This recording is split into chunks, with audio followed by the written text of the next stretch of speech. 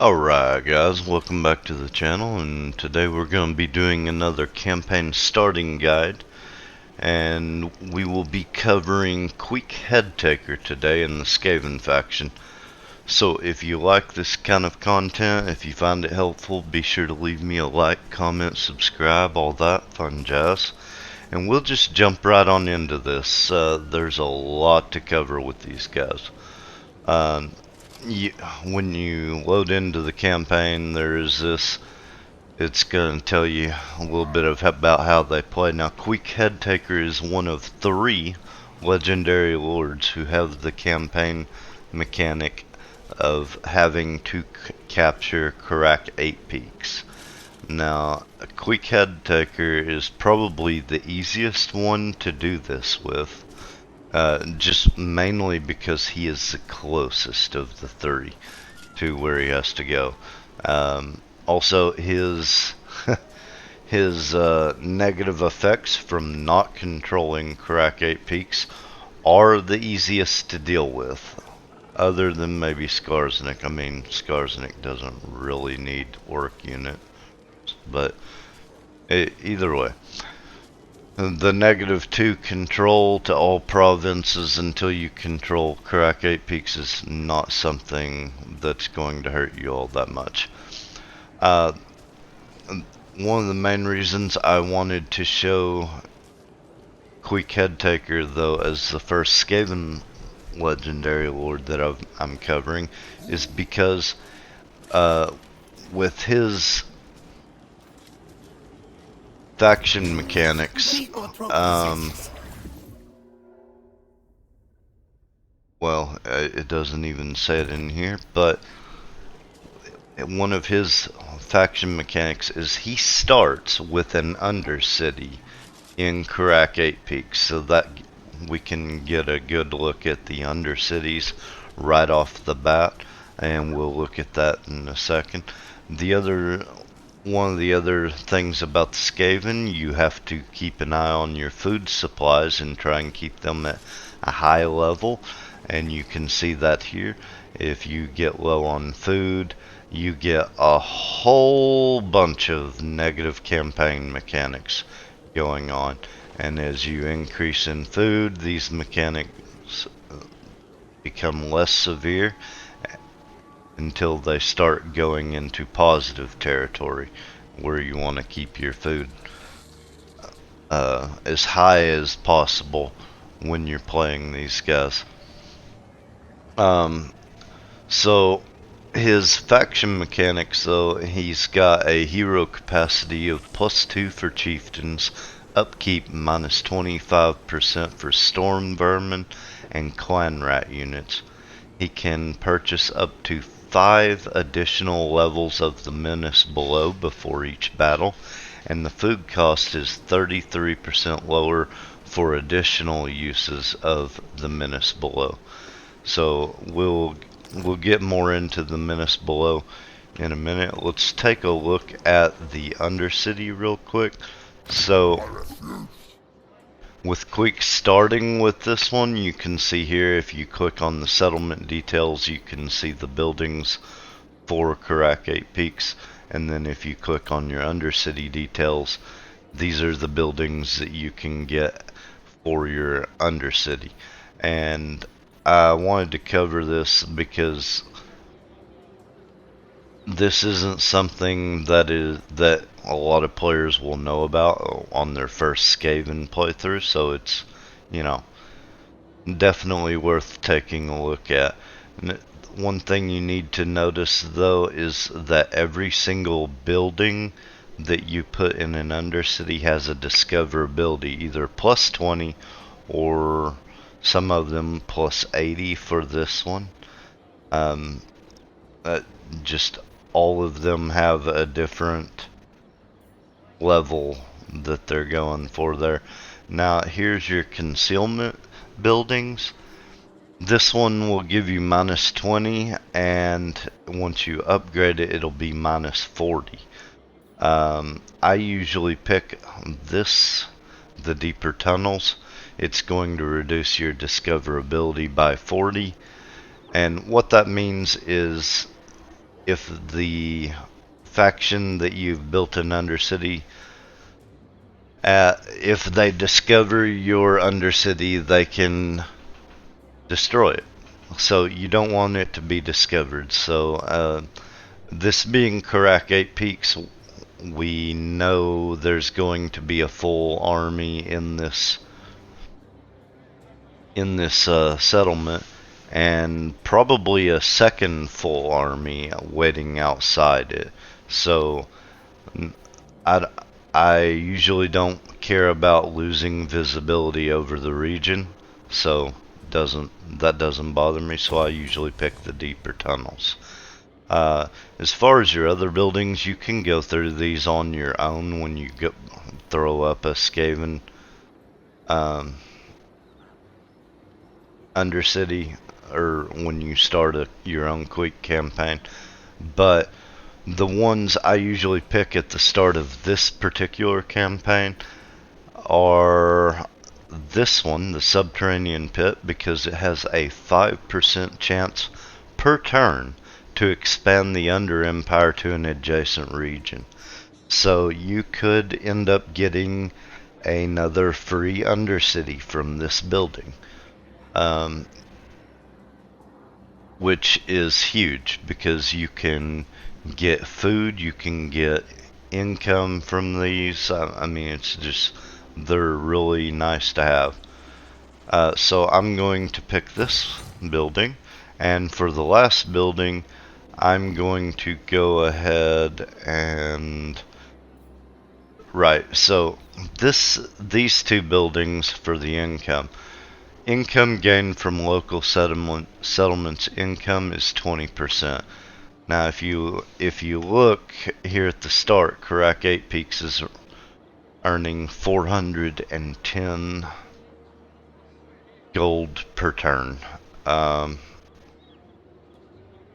So that's not 20% of 410 isn't going to be that much. So I wouldn't suggest picking this one, but if you pick the warp token stash, you can get a flat 200 income from it. So this is usually the one I pick. So that's kind of a brief overview on the Undercity. Like I said, you can go through all these buildings yourselves and see what all the different buildings do and make your own choices on what you prefer to build there. That's completely up to you. This is just what I prefer to start with. Now, if you notice, this being the first turn on Queek's campaign, what I've done here, I've already spent every bit of money I have. And there's a reason I'm pointing that out. We're going to stay with the Undercity for just a minute longer here, though. If you look at rights for the Skaven, it is the Scheme of Doom right here. Now, this is how you will normally get your Undercity. You can only do this once every 30 turns, so it's kind of a big deal. But you really want to find the highest income settlement that you can to put your Undercity in to try and get more money from it. So there's a couple of good good targets whenever you can get this. Queek is a decent place to put this. The Sylvania, the Vampire Count's starting province. I really can't remember the name of it, but Castle Drakenhof, that's it. That's also a really good place to put it because of the gold mine there. But this is how you will usually get your first Undercity. You need to also pay attention to this. These rights are all locked for different reasons. This one will unlock after researching 3 technologies. So we'll keep that, just keeping that in mind. We're going to look at the technology for the skaven. Now, your first turn, you cannot research anything, right?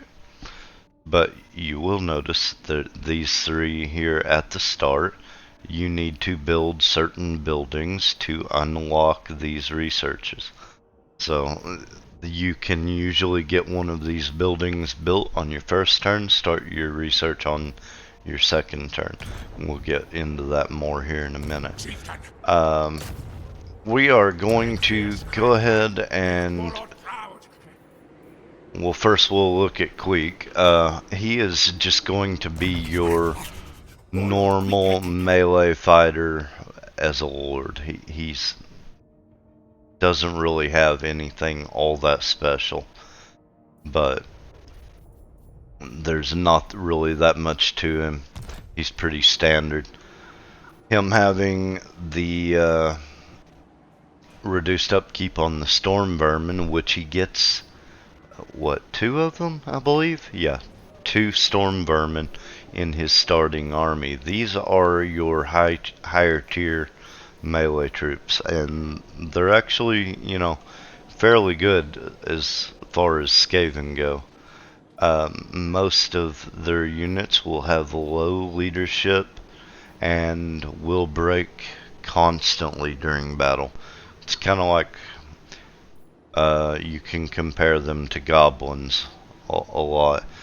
He also starts with a couple units of clan rats with shields, 2 regular units of clan rats, and then gutter runner slingers, and plague maw catapults. Plague maw catapults are just insanely good, though.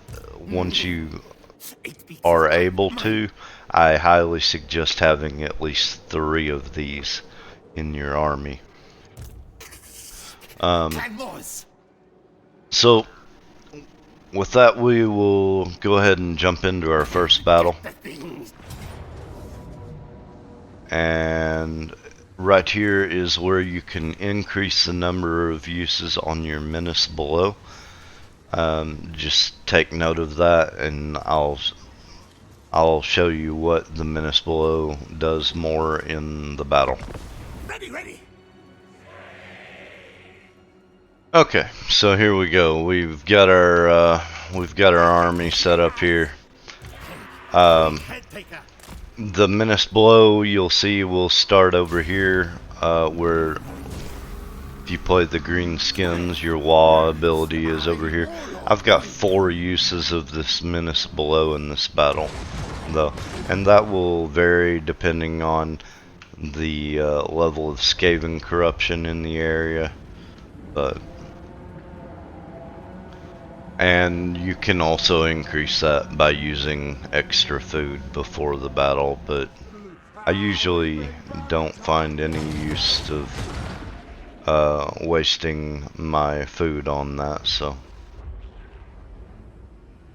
I'm gonna speed this up a little bit until they get a little closer to us. Alright, so we have we're ready to use one of our menace belows right now, so let's go ahead and do this. Put all of our units into combat here, and then summons a unit of clan rats. We're gonna do it. We're gonna put it right here on these orc archers.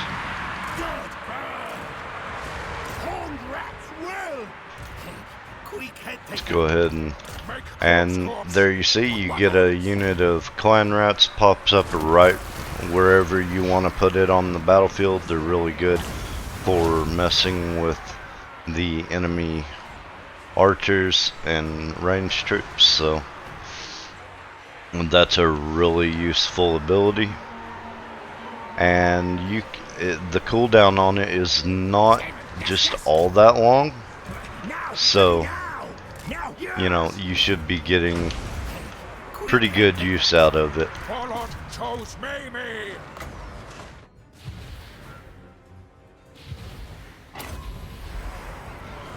I've got 2 seconds. Alright, here we go. I can do it again. So this one I'm going to put in the... Actually, I'm going to go put it on these goblin wolf chariots. Just because they're kind of a pain. And there you go. Spawn an enemy unit right on top of them. And now, that first menace below I did has already despawned because they're summoned units and they despawn after a while. But Queek Headtaker. good, they've broken the enemy lord, but that'll give you a good demonstration of the mechanic at least. The fight really isn't that, you know, all that different.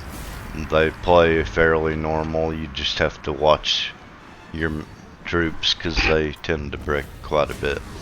And that'll be a decisive victory to start us out with. Alright, so when you're looking at the post-battle report here after you've fought a battle, by the way, the skaven have a few different options. The sell-off for money, you can eat the captives for army replenishment, or you can enslave the captives for increased food. Usually I pick the increased food. You can do what you want, but we've already talked about how important your food level is for this faction, so getting a jump on it every chance you can does help. Alright, I'm not actually going to... Yeah, I'm not going to fight this. What I really wanted to show you was you can, here again, you can increase your number of uses for the menace below, but 4 is more than enough, honestly. I'm going to auto-resolve this. I don't recommend this in your campaign, but I just want to show you the mechanic when you capture a settlement. You've got the standard raise sack options. Then you can expand the under empire. I don't think I have ever even used this. If I'm going to go to the trouble of winning a settlement battle, I'm just going to take it. But here, loot and occupy, and you'll see it has the level 1 here. Now I can spend 20 food and occupy this at level 2, at tier 2. So I can click it again. Yeah, and it will take even more food, which you won't have enough to do this on your first turn, but you know, later on in the game you may want to do this. Just go ahead and start a settlement at level 3. So I will go ahead and show you the level 2, loot and occupy, and when we look at our settlement, here it is, it's level 2. You can... Is that a climb? Oh, okay. So this one's damage, will repair it, but the main settlement building will be level 2. Now, after you have fought your first 2 battles, though, you want to look and see these buildings that have this symbol next to them are the ones that you need to build to unlock your research. So you can pick whichever one. I don't know that it matters. I usually like to get both of those. I usually like to get this one and this one because the research that it unlocks, I believe it takes 1 turn for each of these.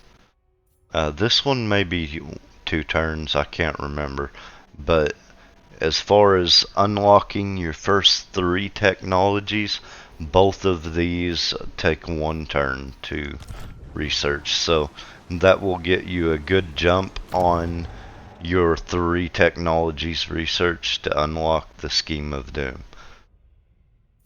And the earlier you can get that, the earlier you start that 30 round cooldown for one, but getting another Undercity built early in your campaign is pretty huge. Let's see, was there anything else we needed to cover? I mean, this is, pretty decent. Oh, there is one other thing I wanted to cover. I'm going to cancel those buildings so I have enough money here, hopefully. Yes, alright. So,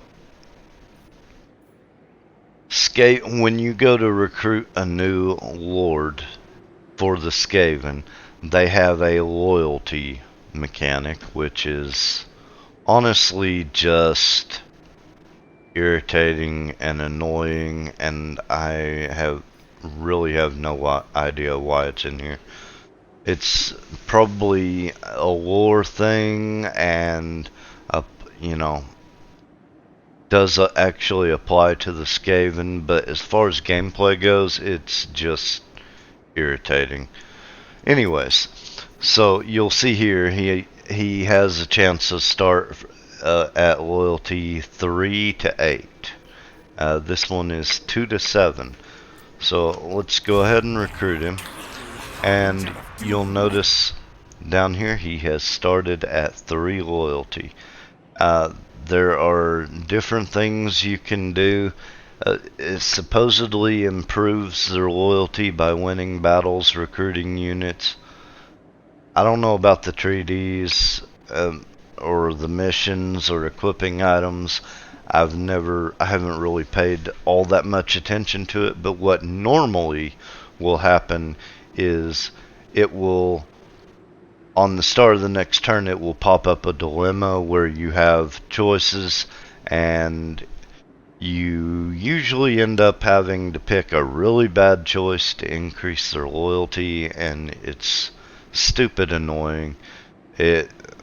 One of the more common ones I've seen was it will infect your entire army with a plague or something that will cause you to take attrition damage for like 5 turns, which, is very inconvenient if it's an army that you're using to try and fight with, but it does happen. And the last thing I absolutely wanted to cover is the stances that the Skaven get. They have a stance called Stalking that is, I think it's unique to the Skaven, but you have a chance of ambushing enemy army units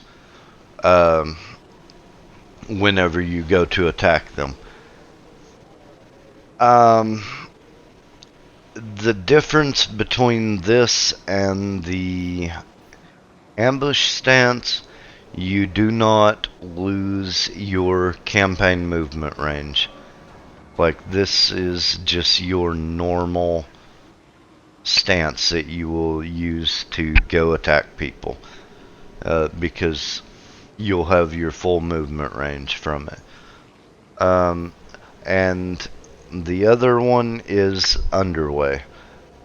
Skaven, like the dwarves, like the wood elves, can use the underway and avoid, like, jump around mountains. It makes getting around the map a little easier sometimes. So there is that to use as well. I think that was the only one. Yeah. The ambush stance does have a use for the Skaven, because this stance actually gives you a negative ambush success chance of 15%. But the ambush stance will be like you are actually really hoping for an ambush, and like setting a trap. The stalking stance is more you're just going to attack them, and hey, sometimes you're going to get lucky and you are going to get to ambush the enemy army. It, it's a little weird, but you know, you'll see it used. You'll see it happen occasionally. I believe that's all I really wanted to cover with Queek and the Skaven. So, I don't know. Honestly, not one of my favorite factions. I'm not gonna lie. They do get fairly strong later on. The Menace Below is basically just a cheat code, is the way it feels to me. And we're not even going to talk about Ikit Claw and his Doom Rockets. I mean, speaking of cheat codes, but anyways, that's all I've got for Queek today. Let me know what you think about this. Leave me a like, comment, subscribe, all that fun jazz. Let me know how you feel about the Skaven, and if you have any ideas or want to see a particular faction covered in these videos, be sure to let me know in the comments, and I'll do my best to get on those factions next. And that's all I've got for you today, so I'll see you in the next one.